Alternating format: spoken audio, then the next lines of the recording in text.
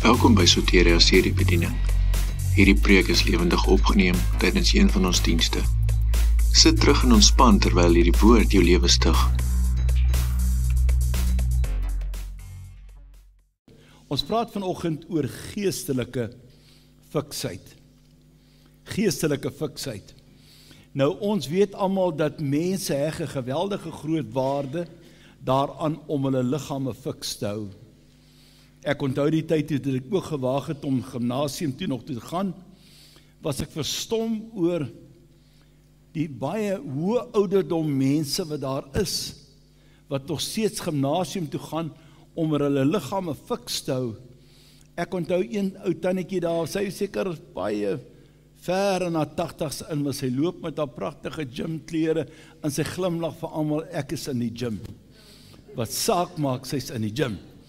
En dan kyk ek daarna, dan besef ek, en dan is hier nogal nie verniet daar nie, dit kos nogal 'n redelike paar rand om daar binne in die gym te kan wees en al die fasiliteite daar te gaan geniet, behalwe natuurlik naderhand as jy ouer word, dan moet jy moes as die ou tannetjie daar rondloop, want daar's nie regtig veel wat jy kan geniet nie, want as jy nou soos ek is, wat nou 'n knieoorplanting gehad, en dan sê hulle, klim af van die skitmasjien af, jy skit al die skroewe los, ek weet nie wat waar is nie, maar hy het sy voordele en sy nadele. Ek het eendag my kleindogter saamgevat, en sy is toch die 16, toe sê sy, oupa, kom nie weer nie, ek sê, hoekom nie? So sê, ek mag omtrent niks nie doen nie, want ek is nie 16 nie. Jy weet, so, hy het sy voordele en sy nadele, maar nietemin wat ek vir u wil sê, is dat, hoe dit ook al sy, mense heg geweldige waarde om liggaamlik fiks te wees. Maar bitter min mense besef hoe noodsaaklik dit is dan ook om geestelik ook fiks te wees. En ek wil hê dat u moet verstaan wat dit beteken om ook geestelik fiks te wees. Daar's 'n sekere maniere wat hulle, Jacques sal nou dalk vir my meer kan uithelp daaroor, want hy is nou die dokter hier in ons midde, maar hulle sê dat as iemand se fiksheid getoets word ook, en dit lyk vir my wat hulle nou doen ook, as hulle jou oefening gee daar in die spreekkamer, dan kyk hulle hoe lank vat dit dat jou hart weer sal normaliseer. En hoe vinniger jou liggaam, jou hartklop kan normaliseer na jy aan fisiese oefening blootgestel is, hoe vinniger jy kan normaliseer, dan word gesê hoe fikser jy is. As jy baie lank vat, toe ek nou laatst op daar die fiets was, toe sê die dokter vir my, jy is maar nie baie fiks nie, nee. En ek het nie seker gevoel toe dit gesê het nie, ek het dit besef. Maar kan nie verstaan, dit is hoe hulle jou fiksheid eintlik toets. Hoe vinnig kan jy normaliseer? Nou, as ons as mens een of ander krisis in jou lewe beleef, dan kan ons ook ons eie geestelike fiksheid bepaal deur hoe vinnig kan ek weer normaliseer in my gees? Hoe vinnig kan ek weer konsekwent dink? Hoe vinnig kan ek weer normaal optree en normaal dink? En hoe vinnig kan ek ontslae raak van hierdie gedagte om net vas te haak by een enkele ding waaroor ek dink? Ek onthou eenmaal toe word ek in Oudtshoorn uitgeroep, toe vra hulle ek moet vir iemand kom bid. Toe is daar 'n man wat vir my vertel dat 20 jaar gelede het sy seun hom, althans sy neef hom uit 10.000 pond uitgedoen. Hy kon my in detail vertel, daar het my neef gesit en hier die Volkskas checkboek gelê, en my vrou het vir ons bacon en eiers gegee vir ontbyt, en daar het my neef gesit, en hier het ek gesit, en hier het ek gesit, toe gesien sy kar kom ingery, en hy ken al die detail. En toe die hele storie vir my in detail vertel het, toe bars sy uit en huil, hy sê, asseblief bid vir my.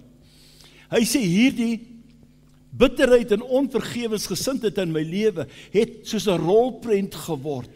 As hy aan die einde kom, dan begin hy weer voor. As hy aan die einde kom, dan begin hy weer voor. Hy sê, hierdie storie herhaal hom dag en nag, en herhaal hom dag en nag, in my gedagtes, ek kan aan niks anders dink nie, ek kom by niks anders uit in die lewe ook nie, dit is net hierdie gedagte wat aanhoudend hier deur my gedagtes spoel ook. En dan vra mens jouself die vraag af, wat het gebeur?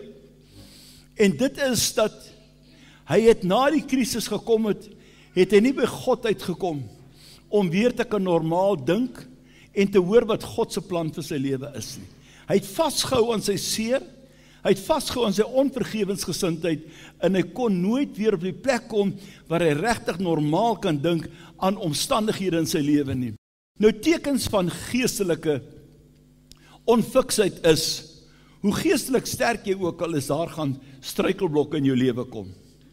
Sê vir jouself dat jy is nooit geestelik so sterk of so verhewe dat daar nie krisis in jou lewe gaan kom nie. Elke mens gaan op een of ander tyd 'n krisis in sy lewe beleef. En dan word dit bepaal van wanneer daardie krisis in my lewe inkom, hoe ek dit gaan hanteer. Soms is dit moeilik om te verstaan hoekom daar krisis op jou pad kom, veral wanneer jy glo dat jy geestelik baie sterk is.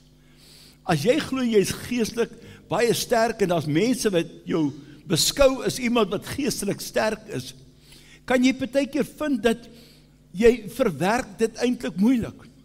In die huis, jy's dalk 'n ma en 'n pa in die huis, jy's die hoof van jou huis, en jy sê, hoorie, eintlik behoort hierdie dinge nie vir my te irriteer nie, dit hoef nie 'n vat aan my te kry nie, want ek het nog 'n verantwoordelikheid teenoor my huisgesin en baie mense om my ook.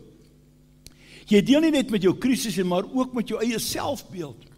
Behalwe dat jy met hierdie krisis moet deel, en behalwe dat hierdie krisis jy so kan vasgryp, dat jy nie normaal dink of normaal bid of optree nie, het jy ook steeds hierdie denke en hierdie wete, dat daar is mense wat na my opkyk.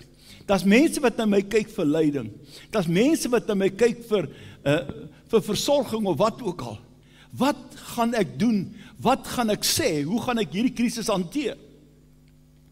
Ek het eenmaal gehoor van 'n man wat 3 weke nadat hy sy werk verloor het, dan gaan hy nog steeds elke oggend werk toe, en sy kinders sien hy gaan werk toe. Hy het nie geweet, hoe gaan ek vir my kinders verduidelik, ek het nie meer werk nie.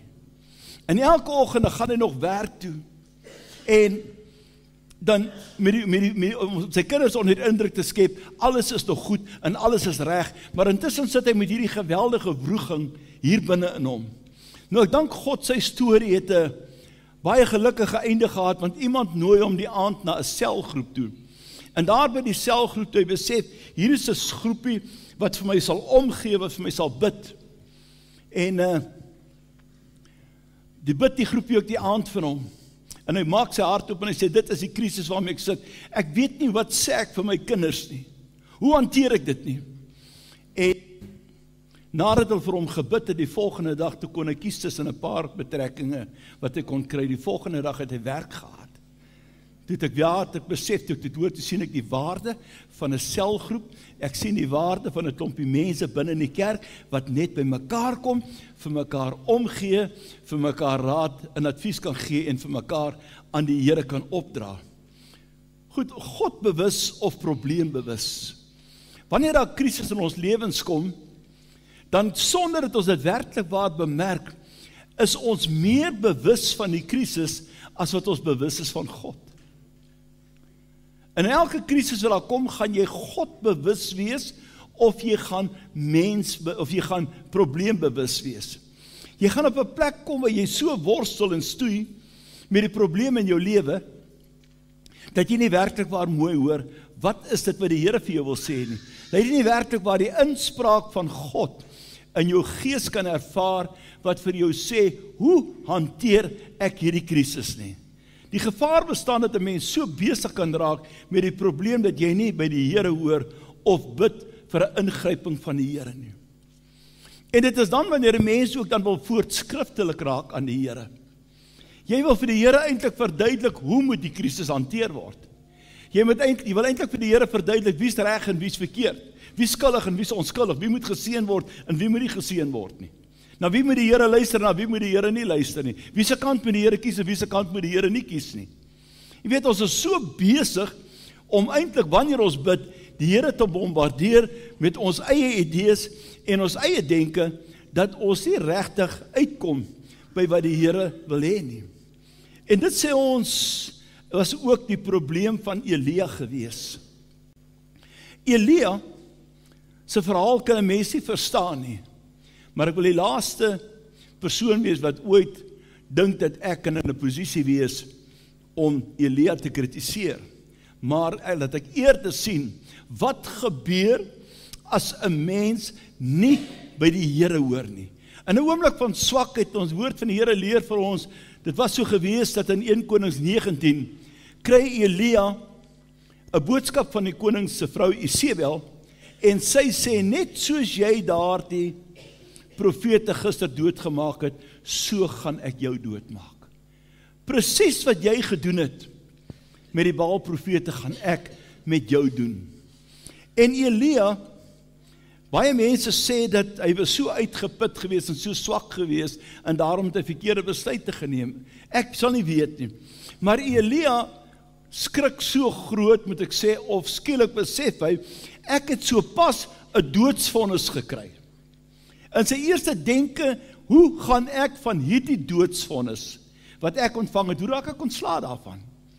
In sy eerste denke was, ek vlug die woestyn in, en in sy vlug besef hy ook, ek het nou genoeg gehad, ek wil nie meer lewe nie. Want hy vlug die woestyn in, sonder kos, sonder water, want hy het eintlik seker geredeneer, ek het nie meer kos en water nodig nie, want ek wil gaan sterwe. En dan is hy uitroep ook aan die Here, hy sê, Here, dit is nou genoeg, Here. Dit is nou genoeg, Here. Ek wil nie meer lewe nie, vat my siel weg. Nou kyk ons daarna, dan vra ons onsself die vraag, hierdie gebed wat Elia gebid het, is dit van God af, of is dit uit sy seer uit, en uit sy eie moedeloosheid uit? Hoor jy wat ek vir julle sê? Hy bid uit sy seer uit, hy bid uit sy moedeloosheid uit, maar hy bid nie uit die wil van God uit nie. En ek dink in 'n oomblikke van krisis en nood, moet ons baie versigtig wees, dat ons hoor, wat God wil hê ons moet bid. Ons kan nie maar net bid uit my eie gevoelens, uit my eie emosies uit nie. En omdat die mense sy eie gevoelens, eie emosies uit bid, daarom dat Elia bid, hy sê, ag Here, ek is nie beter as my voorvaders nie. Here, vat net my siel van my af weg. Here, dat ek net sterwe, vat net my siel van my af weg. En dan sien ons, in daardie tyd, toe antwoord God nie vir Elia nie. Wat wil ek vir julle daardeur sê ook, mense, as jy bid buite die wil van God, gaan jy nie 'n antwoord by die Here kry nie. As jy jou eie denke en jou eie dees en jou eie wil afbid, dan gaan jy stilte kry, soos Elia daardie stilte gekry het. Die Here wou nie gehad het Elia moet dit bid nie. Nou by wie hoor jy wat om te bid? Krisis jou pad langs kom, bid jy uit jou eie emosies uit, bid jy uit jou eie seer uit, bid jy uit jou eie verworpenheid uit, en kom jy naderhand ook, dat jy so moedeloos bid, en sê, ag Here, die lewe is nie die moeite werd nie.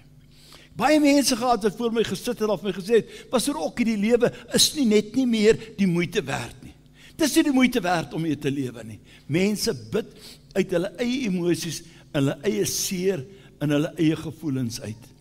Goed, maar die mooi van die saak is, as ons hierna kyk, is dit dat God skryf niemand af nie. Weet jy, dit is my so die eienskappe van God. Baie mense het al vir my gesê, en juist wanneer hulle uit hulle self uitbid, sê, ag, tot die stem van die Here in my lewe het stil geword.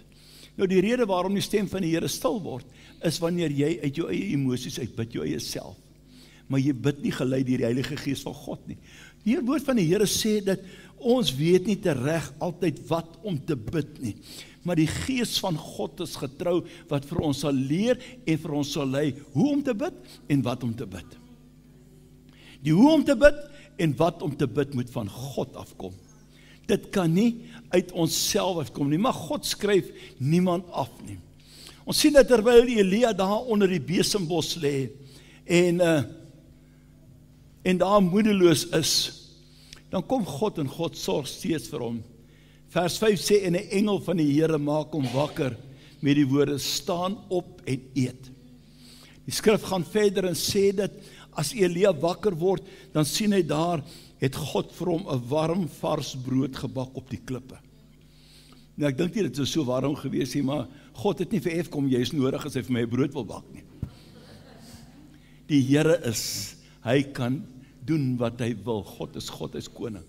En daar is 'n vars brood gebak, en 'n kruik water, en die woord van die Here leer ons dat Elia het opgestaan en het geëet, en nadat hy geëet het, het hy weer aan die slaap geraak. En vers 8 sê, weer kom die engel met die woorde, staan op en eet, anders is die pad vir jou te veel. En dan sê dit, met die krag van die voedsel, loop Elia 40 dae, tot by die berg van God Horeb. Nou lyk my vir my as God vir my sorg, en God vir my voorsien, dan is dit asof daar iets ekstra in is. Die voedsel wat God daar die ou man gee, maak dat hy 40 dae lank loop, tot by die berg van Horeb, met een ete in 40 dae. Ek dink daar moet 'n besondere krag wees, as God vir jou sorg. Ou pastoor P.D. Leroux, hy was 'n baie groot legende in die kerk gewees, hy het ook 'n energie gehad, wat jy nie geweet het, waar kry dit vandaan nie. Hy het baie by my kom spesiale dienste hou ook, en nie 1 uur in die nag, my vrou gaan slaap na haar, en sy het nie kans gesien nie. Maar dan is dit lyk dit of P.D. hier 1 uur in die nag, nou eers in overdrive kom. Ja, dan sit ek, en as ek so vaak op 'n Sondag aand, en dan verduidelik hy weer vir my iets uit die woord van die Here, hy het so 'n diep stem gehad, en sê, het jy dit okkie? Dan sê ek na ja, oom PD. Kyk en my sê, ja, het jy dit, of sê jy maar net ja, oom PD? Maar hy het altyd sulke besondere verhale gehad, oom PD, wat hy vertel het ook. En hy sê dat, hy het vroeg in sy lewe al geleer, moenie vir jouself sorg nie. Hy sê, sy ma kom met 'n pak lekker goed, en sy hou dit aan en sê vir hom, vat vir jou. Hy sê, dan sit hy sy hand agter die rug, hy sê, nee, maar ek gaan nie vat, die gee maar vir my. Hy sê, want ek het mos nou geweet, as ek self vat, dan moet ek oordentlik wees, dan moet ek net een vat. Hy sê, maar ek het my ma ook geken. As sy haar hand in hy pak steek, dan kry ek soms so 'n handvol lekker goed. Hy sê, daar het al geleer, dat God vir my sorg. Nou lyk dit vir my, as God vir jou sorg, as God vir jou voedsel gee. Daar is iets groots, daar is iets besonders, en wanneer die Here na jou kyk. Vir meer as 40 dae, het die enigste wat Elia gehoor het, is staan op en eet. En stap na die berg Horeb toe. God praat nie met hom nie. En terwyl hy na 40 dae, as hy daar in die spilong kom, dan kom die Here, en hy vra vir hom, en hy sê, wat maak jy hier, Elia? Wat maak jy hier? Nou, ons weet, die Here het gesê, met die berg Horeb die stap, die Here het nie gevra, wat maak jy op Horeb nie, maar die Here het gepraat oor die omstandighede. Elia, wat maak jy in hierdie situasie? Wat maak jy in hierdie omstandighede? En dan partykeer as ons mooi hoor, sal die Here ook partykeer van sê, hoorie, wat maak jy in die omstandighede waarin jy is? Wat maak jy in die omstandighede waar jy is? Iemand vertel een keer 'n verhaal ook van hier bo in die telefoondrade, daar het 'n mossie 'n nes gehad, en dit is nou maar net 'n storie. Hulle sê in die klein mossietjies, hulle groot word, kyk by die nes, het hulle sien hoe hardloop die mense net op en af, op en af. En toe vra die een mossie na hom, sy sê, ma, hy sê, ma, hoekom hardloop die mense altyd so, en hoekom lyk hulle so bekommerd? Weet hulle nie, daar is 'n God nie? Jy weet, en die verhaal het nog op my vasgegryp in my hart, en dit is, mense leef ons baie keer soos mense, wat nie weet, ons het 'n God nie, ons het 'n hemelse Vader, wat vir ons sorg nie. Weet ons nie dat hy is die een wat vir my sê, wat om te bid nie, weet ons nie dat hy is die wat vir my raad gee, wat vir my leiding gee deur die Heilige Gees nie. En baie keer bevind ons onsself in 'n situasie, en baie keer in berading ook, as ek met mense praat oor krisis, dan het hulle om so verstrengel daarin, dat ek moet letterlik eers die ding ontrafel, voordat jy met mense kan praat, en sê, maar hier is God se plan, hier is God se wil vir jou lewe. Wat maak jy hier, Elia? En ek dink, baie keer as ons dink aan ons eie krisis, kan ons hoor, dat die Here sê, maar wat maak jy hier? Hoe het jy op hierdie plek gekom? Vir meer as 40 dae, het hy nie gehoor, en dan hoor hy die Here sê, wat maak jy hier? Elia was onder die indruk, dat hy die enigste Israeliet was, wat nog die afgod Baal aanbid het nie. As die Here met hom ook praat, hy sê, Here, almal het agter die Baalgode aangeloop, ek het alleen oorgebly. Wie het vir hom gesê hy het alleen oorgebly? As hy met God in gesprek was, as hy by die Here gehoor het, sou hy uitgevind het, hy het nie alleen oorgebly nie. Want later dan sê die Here vir hom, dat ek het nog 7000 oor in Israel, wat nog nooit, hulle het nie gebuig het voor Baal, of om die afgod gesoen het of iets van die aard nie. Daar is 7000 oor, maar wie het vir Elia gesê, hy het alleen oorgebly, dit is sy eie denke, uit sy eie krisis uit, sy eie manier om sy krisis te hanteer, maak dat hy by dinge uitkom, wat nie regtig so erg is nie. Baie keer dan besef mense nie dat hoe geweldig die ingryping van God is nie. Ek onthou eenmaal het my motor gebreek en ek werk met my motor net nadat ek en my vrou pas getroud was. En my motor is stuk en ek weet nie hoe om het reg te kry en ek weet nie hoe gaan ek aangaan met my werk nie. En ek stap na ons woonstel toe en ek gaan op my knie en ek bid. En as ek daar bid, dan hoor ek 'n lied in my hart wat sê ek weet die Here maak 'n weg vir my. Ek stap terug in daardie jare wat ons nog baie primitief geld getrek het. As ek die straat afstap, dan stop ek voor die bouvereniging se deur. En die man met wie ek saamwerk sê vir my, hoorie, is alles reg? Is jou motor se probleem opgelos? En ek sê nee, ek het nie die geld nie en dit is die koste daarin om die motor reg te maak. En hy sê dis nie 'n probleem nie. En letterlik 'n paar tree stap hy binne in die United Bouvereniging en hy stop daar by die toonbank en hy sê vir die dame, gee bietjie my spaarboekie hierso. En hy trek vir my die volle bedrag wat ek nodig het. Hy sê, ag, jy kan vir my weer die geld teruggee wanneer jy dit nodig, wanneer jy dit het. En dan sê ek, weet, is dit normaal dat so iets gebeur? Nee, maar as 'n God wat gesê het, roep my aan in die dag van benoudheid en ek sal jou uithelp. Daar's 'n God wat vir my gesê het ook, ek weet, die Here maak 'n weg vir my. En weet, en ek glo dit is hoe die Here wil hê ons moet lewe. Ek wil nie sê dit sal altyd vir jou so uitwerk nie. Ek ken nie ander mense se omstandighede nie, maar ek weet hoe die Here in my lewe betrokke is. Ek weet dat God sorg vir my. Ek het geen klagte vandag nie. Ek het geen probleem vandag nie. Ek het geen behoefte nie. Ek aanbid 'n God wat in elke behoefte vir my sal vervul, na die rykdom van sy genade. Hoe gaan die Here met jou ontmoet? In jou krisistyd, wat is jou verwagting? Hoe gaan God met my ontmoet? Hoe gaan die Here vir my deurkom?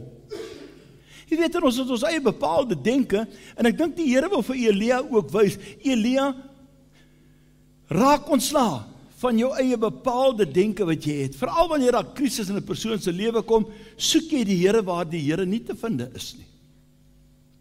Jy bid op 'n manier wat jy dink wat jy moet bid, maar jy het nie gehoor wat wil die Here hê jy moet bid nie. Jy worstel met 'n krisis en jy dink dat terwyl jy worstel, ja, God sal jou onderhou en hy sal jou nie verlaat nie. Hy het ook nie met Elia gedoen nie, maar jy moet hoor wat sê die Here. Wat bid ek en hoe hanteer ek dit? Die Here het gesê die Heilige Gees sal kom en hy sal jou leer en jou lei in alle waarheid. En as jou eie kop jou wil lei, en dis nie die Heilige Gees wat jou lei nie, dan kan jou krisis net groter word, en hy kan net langer aanhou, en jy gaan langer vat om weer normaal te dink, jy gaan langer vat om weer normaal te bid, en jy gaan weer langer vat om net normaal te redeneer, oor die krisis waarin jy is. Vers 11, sê die Here gaan staan voor die aangesig van die Here. Elia gaan staan voor die aangesig van die Here, en staan Elia daar, by daardie rots. Mense beweer is dieselfde rots wat Moses die water uitgekry het en vir die volk daar voorsien het. Dan kom daar 'n groot sterk wind. En nie al die musieke gedink het, wow, hierdie sterk wind wat tot die rotse uit die aarde uitbreek. Wow, dis seker die Here. Dan sê die woord van die Here, God was nie in die wind gewees nie. God was toe nie in die wind gewees nie. Dan gaan hy verder ook, hy sê, en dan kom daar, na die groot sterk wind, kom daar 'n aardbewing. En die rotse breek, en dit is 'n totale skouspel van krag. Sê hierdie krag wat hier beweeg, dit moet God wees wat aankom. God was nie in die aardbewing nie. Daarna kom die vuur. En God was nie in die vuur nie. En dan sê die woord van die Here, en toe kom daar 'n sagte windjie. Sagte koel windjie. En dis nie 'n sagte koel windjie het nie 'n verskriklike vertoning van krag nie, maar toe is God in daardie sagte windjie. Jy dink jou krisis is so groot dat God moet 'n trompetgeskal opdag. En skielik toe daag die Here op 'n ander baie besondere klein manier. Ek stap nou die dag uit die bank uit en daar voor die deur sit 'n man, my bedel nie eers nie, hy sit nie daar teen die muur en hy staar net so. En toe ek so end verby gestap het, toe sê ek, ervaar ek in my gees, hierdie man is al so moedeloos. Hy vra nie eers meer en hy sit net en staar. Hy het soveel neus gekry en soveel mense wat hom ignoreer het, hy vra nie eers meer nie. En ek ervaar dat die Here wil hê, ek moet hierdie man help. En ek draai om en ek stap terug. En ek gee vir hom geld en ek sê, dat die Here vir jou seën, gaan koop vir jou kos. En toe ek daar wegstap, toe het ek 'n vrede van God hier binne in my hart, wat ek nie kan beskryf nie. En ek besef skielik, God het vir my opgedaag in die sagte windjie. God het vir my opgedaag in 'n gewone dingetjie. God het vir my opgedaag in 'n gewone gehoorsaamheid om vir 'n arm man te help. En daarna besef ek net dat dinge gebeur net vir my, alles kom net in my guns. Ek moes 'n verstelling op my rekenaar doen en ek vat my rekenaar in en net so te doen hulle vir my die verstelling. En dit kos my niks. En ek besluit, ek gaan nou hierdie man maar ondersteun, ek gaan nou vir my rekenaar 'n sakkie koop, en hy sê, hier is 'n baie goeie prys, 'n rekenaarsak, hy sê, ek dink hy kos so 219 rand, dank die Here, dis nie 1000 nie. En ek gaan na die kasregister toe, en toe ek betaal, toe sê hulle, nee, hy kos 149 rand, nie 219 nie. Nou mense, ek praat nie oor rand en sent nie. As ek vir daardie sak 1000 rand betaal het, dan sou ek dit betaal het, want God sal dit vir my gee, as God sê koop het. God is nie beperk aan rand en sent nie. God is beperk aan mense wat tevrede is met dit wat hulle het in die lewe, en weet dat God voorsien vir my in elke behoefte. En weet jy dit weer gebeur, toe ervaar ek, hier is 'n besondere vrede van God in my lewe. Ek het 'n vrede van God as kind van die Here, maar hier is net 'n baie spesiale, ekstra vrede. En dan kom ek agter, God het vir my op 'n eenvoudige manier deurgekom. Op 'n eenvoudige manier. Hy het in die sagte windjie gekom, terwyl ek hom in die vuur en die aardbewing en die sterk wind soek. Wees getrou aan die Here en kyk hoe die Here op 'n baie besondere manier vir jou deurkom. Waar wil jy die Here hoor? Is jy gereed om net jou gees in jou hele lewe oop te maak en sê, ek wil net by God hoor. Here, en U kan deurkom na my toe soos U wil. Here, en daar gaan niks in my lewe wees wat gaan keer dat God nie deurkom nie. Here, as daar die krisis in my lewe, as daar bitterheid en onvergewensgesindheid gekom het, Here, dis vir my om daarmee te deel. God deel nie daarmee nie. Ek deel daarmee. Ek wil met die dinge in die krisis deel wat ek mee kan deel. En dan die res gee ek aan God. Kan jy verstaan? In die krisis is daar seker dinge wat God nie meer gaan deel nie. Jy gaan daarmee deel. Jy gaan deel met onvergewensgesindheid, jy gaan deel met bitterheid in jou lewe, en jy gaan deel met jou eie idees en ek. Sê, Vader, ek gee oor, Here, ek spreek vry waar ek moet vry spreek, ek doen my deel, en dan wag ek op die ingryping van God, soos die Here wil. Here, en ek wil die gebede bid, wat God wil hê, ek moet bid, ek wil nie my eie gebede bid nie. Toe Elia by die Here hoor, toe kom die Here en hy sê vir hom iets besonders, hy sê, Elia, ek wil hê jy moet teruggaan op die pad Damaskus wat jy mee gekom het. Baie keer wanneer ons regtig God ontmoet in ons krisis, dan het ons eintlik al baie keer 'n end op die verkeerde pad gestap. Kan julle dit verstaan? Jou eie idees, jou eie denke, jou eie bitterheid, jou onvergewensgesindheid, jy het al 'n pad, jy het al end gestap op jou eie pad. En nou kom God en hy sê vir jou, ek wil net jy moet terugstap op daai pad. Stap net terug met die pad wat jy gekom het. Jy het nie gesê, hou maar aan op daai pad, jy sal wel later uit daai pad gee nie. God sê, stap terug op daardie pad. Stap terug op daardie pad, tot op daardie plek, waar jy kan kom en sê, ek maak vrede, en ek kan by God hoor. Jy moet nie bang wees om terug te stap, op daardie pad van vernietiging, wat die krisis vir jou gebring het nie. God gaan vir jou daardeur dra. Hy gaan vir jou goddelike oorwinning, en hy gaan vir jou bevryding gee. As Elia besef het, dat God se plan was, dat hy moet nog 2 konings gaan salf, en as hy besef het ook, dat hy moet nog 'n profeet in sy plek aanstel, wat God roep, moet hy nog gaan aanstel 'n profeet in sy plek, dan sal hy besef het, al het hy oornag op die paleis se stoep, Jezebel kon hom niks gedoen het nie, want dit was nie in God se plan nie. Hy het 'n plan bedink, hy het 'n verwagting gehad, wat nie God se verwagting was nie. Mense, dit is ontsettend belangrik, dat u en ek ook dieselfde verwagting sal hê, as wat God het. God het 'n bepaalde verwagting vir ons lewens. En dis 'n teksvers wat ek so baie keer aanhaal, maar ek sê dit oor en oor en oor, daarom dat Dawid sê, ek wil hoor wat die Here sê. Wil jy my eie stem hoor nie, my idees, my eie denke nie, ek wil hoor wat die Here sê, want die Here spreek vrede vir sy gunsgenote. Wil jy my eie vrede hê, en ek soek God se vrede. Ek wil nie die voorsiening hê van 'n wêreld daar buite nie. Jy weet, die wêreld se voorsiening kan net vir jou verdere krisisse veroorsaak. Ek wil by God hoor. Ek wil by God hoor. En daarom dat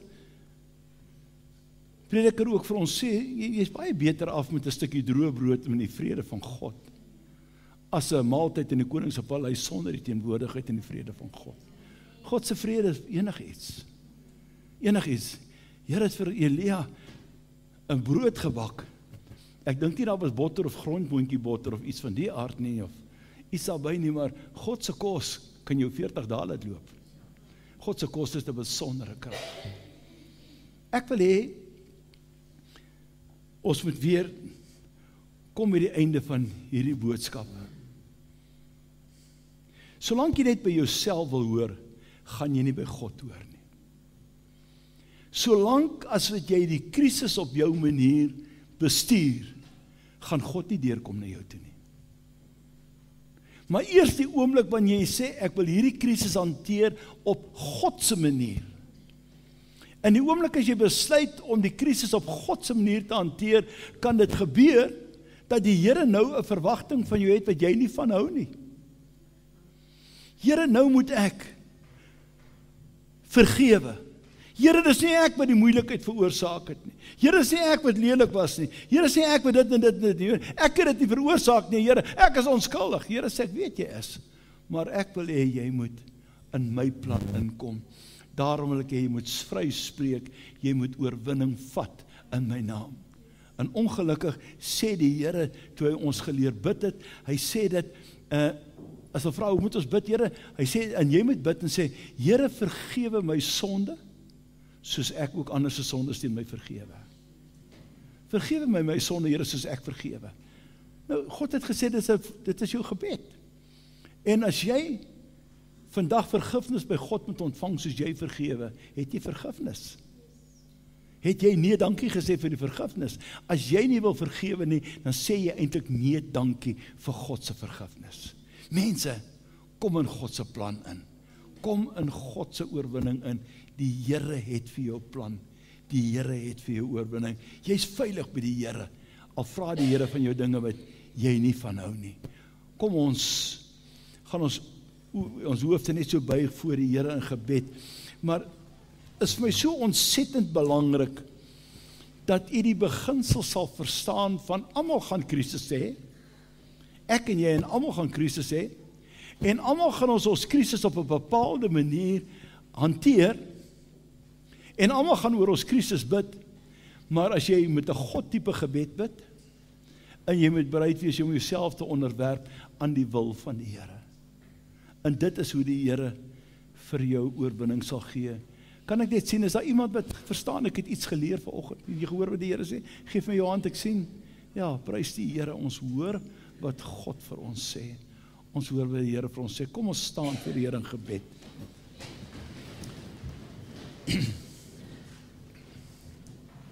Hemelse Vader, baie dankie vir die woord wat duidelik tot ons gekom het vanoggend, maar dankie ook Here dat ons kan verstaan wat die Here vir ons sê.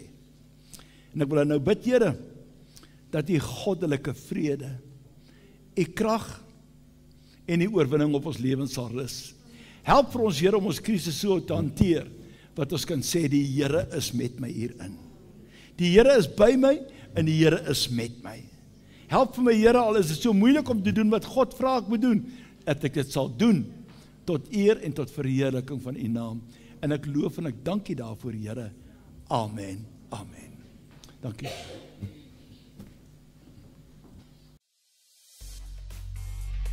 Hierdie was 'n lewendige opname tydens 'n diens in Soteria AGS. Indien jy graag meer wil weet van Soteria Gemeente, kan jy ons webtuiste besoek by www.agssoteria.co.za. Of jy kan ons gerus kontak by 044 874 1842. Ons dienstye is 8:00 en 10:00. Dis jou keuse.